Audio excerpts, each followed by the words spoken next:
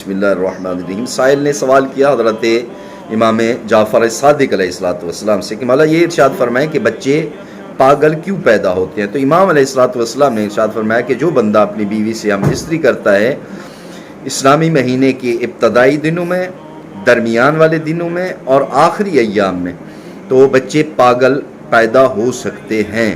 تو معصومین علیہ السلام نے ارشاد فرمایا جو بندہ شادی کرتا ہے اسلامی مہینے کے آخری ایام میں اور وہ مہینہ کہ جس میں اقرب لگا ہوا ہو، فرمایا اس بندے کو کبھی خوشی محسوس نہ ہوگی اور اسقاط حمل کا بھی خطرہ ہوتا ہے، یعنی حمل گرنے کا بھی خطرہ ہوتا ہے۔ تو یہ وہ ایام ہیں کہ جن مہینوں سے انسان کو اجتناب کرنا چاہیے، ہم بستری سے بیوی کے پاس نہ جائیں وگرنہ بچے پاگل پیدا ہو سکتے ہیں۔